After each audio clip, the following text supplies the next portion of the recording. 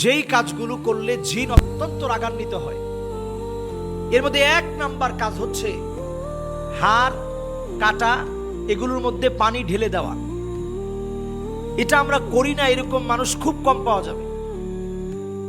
বিশেষ করে যারা ছোট অল্প বয়সের মানুষ, এরা খানা খেয়ে উঠার সময় একটু পানি ঢেলে দিল। এই যে আপনি ঢেলে দিলেন, এটা বড় ক্ষতি আপনি ডেকে আনলেন। এই জন্য আমি সতর্ক করছি, আজকের এই মুবারক সময়ে আমরা কেউ এই কাজটা করব না, এই অন্যায় থেকে আমরা। কারণ যখনই জিন এই কাটার মধ্যে হাড়ের মধ্যে যখন হাতটা দেয়, আল্লাহ তাআলা এই উসিলায় তাদেরকে রিজিক দান করেন। সুবহানাল্লাহ বিহামদিহি। যখনই আপনি পানি ঢেলে দিলেন, সে রাগান্বিত হইল, ক্ষতি করার চেষ্টা করবে। 2 নাম্বার, বাচ্চাদেরকে নূপুর পরানো। লা তাদখুলুল মালাইকা বাইতান ফীহি জুলজুল। এই যে বাচ্চাদেরকে আমরা নূপুর পরাই, ছোট ছোট মেয়ে বাচ্চাদেরকে, এই নূপুরের ভিতরে যে ঝুনঝুনির একটা ছোট্ট বল আছে, এই বলটা আপনি ফেলে দেন। নূপুর পরানো অসুবিধা নাই, কিন্তু ঝুনঝুনির মতো আওয়াজ হবে। অথবা পর্দার ভিতরে আমরা একটা ঝুনঝুনি ঝুলিয়ে রাখি, ওটা জনজন জনজন জনজন করে আওয়াজ হয়। এই ঝুনঝুনির আওয়াজটা আপনার ঘরের মধ্যে আপনি বন্ধ করে ফেলেন। ফেরেশতা প্রবেশ করবে, জিন আপনার ক্ষতি করতে পারবে না। 3 নম্বরে, ঘরের ভিতরে এখন বড় বড় পুতুল রাখি আমরা। এই পুতুলগুলো আপনাদের ঘর থেকে সরিয়ে ফেলেন, কারণ এই পুতুলগুলোর মধ্যে জিন সর্বপ্রথম অ্যাটাক করে। আপনারা ইউটিউবে সার্চ করলে দেখবেন অনেক পুতুল। বাচ্চাদের দিকে সরাসরি সিসিটিভি ফুটেজে এই ভিডিওগুলো রেকর্ড হয়েছে। বাচ্চাদের দিকে হঠাৎ করে তাকিয়ে ফেলেছে। একটা পুতুল যখন বাচ্চাদের দিকে তাকিয়ে ফেলেছে, আপনি চিন্তা করেন তাহলে কি পরিমাণ ভয় পাওয়ার কথা। এই কাজটা আমরা ভুলেও করব না, এই অন্যায়মূলক কাজ। পুতুল এটা আমাদের শরীয়তে আমাদের জন্য সম্পূর্ণরূপে নিষিদ্ধ। নবীজি বলছেন, লা তাদখুলুল মালাইকাতু বাইতান ফীহি তামাসিল। যেই ঘরের ভিতরে মূর্তি আছে, যেই ঘরের ভিতরে পুতুল আছে, এমন পুতুলওয়ালা মূর্তিওয়ালা ঘরগুলোর মধ্যে ফেরেশতারা প্রবেশ করে না, এখানে জিনেরা প্রবেশ করে। এরপরে যখন আপনি একটা ঘর অনেক দিন কোরআন তেলাওয়াত নাই, এটা একটা খোলা ময়দানের মতো, এখানে জিন বসবাস করে। এজন্য অন্তত আপনি কোরআন পড়তে না পারলেও কোরআনটা শোনেন, ছেড়ে রাখেন। এরপরে ওই ঘরের মধ্যে জিন প্রবেশ করে, যেই ঘরের মধ্যে আপনি পেশাব আটকে রাখেন।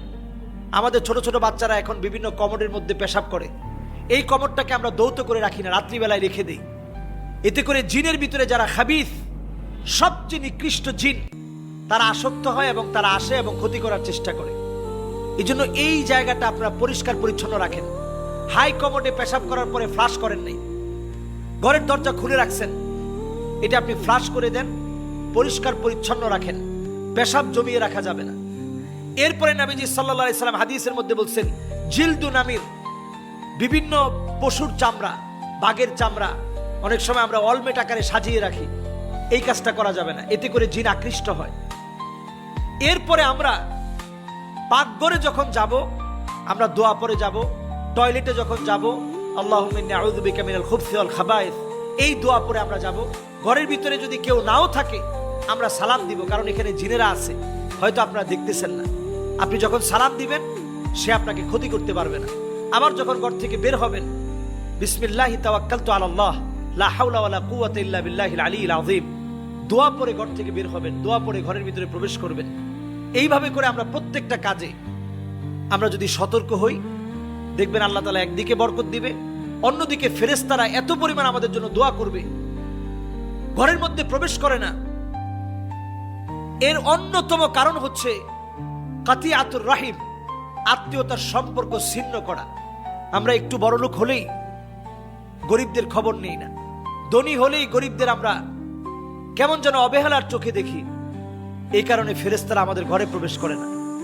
আর যখনই ফেরেশতারা ঘরে প্রবেশ না করে, কুকুর যেই ঘরের মধ্যে থাকে, লা তাদখুলুল মালাইকা বাইতান ফীহি কালব, যে ঘরের ভিতরে কুকুর থাকে, ওই ঘরের ভিতরে রহমতের ফেরেশতা থাকে না, তখন সেখানে জিনেরা আসে। বিড়াল অনেকেই লালন পালন করেন, এটা করা বাধ্যতামূলক না, তবে বিড়ালের শরীরের মধ্যে এমন সূক্ষ্ম সূক্ষ্ম কিছু কোষ আল্লাহ তাআলা দিয়েছেন, যেটা দেখলে জিনেরা ভয় পেয়ে যায়। আর কুকুর এমন, যাদের দিকে জিন খুব আকৃষ্ট হয়। শয়তান কুকুরের মুখ দিয়ে প্রবেশ করে পিছনের দিকে বের হয়ে যায়। এজন্য দেখবেন দ্রুতগামী যখন কোনো হুন্ডা দেখবে, বিশেষ করে রাতের বেলায় আপনারা লক্ষ্য করে দেখবেন, রাতের বেলায় কোনো হুন্ডা দেখলে দেখবেন কুকুর একেবারে দৌড়ে তার পিছনে, কারণ জিনের গতিটা অনেক বেশি। গাড়ি দেখলেই দেখবেন কুকুর ঘেউ ঘেউ করে পিছনে দৌড়াচ্ছে। এর কারণ হচ্ছে কুকুর এটা আইডেন্টিফাই করে যে এই যে দ্রুত গতিতে চলছে এটাই মনে হয় সেই জিন, যে আমার মুখ দিয়ে ঢুকে পিছন দিয়ে বের হয় আমারে কষ্ট দেয়, এটা মনে হয় সেই জিন। এজন্য ক্ষিপ্র বেগে আপনাকে, আমি গত কয়েকদিন আগেও দেখেছি গাড়ির স্পিড তখন 70-এ চলতেছে, এত স্পিডে সে দৌড়াচ্ছে গাড়িকে ধরার জন্য, আক্রমণ করবে। তো এই জন্য আমরা ঘরের মধ্যে কুকুর রাখবো না।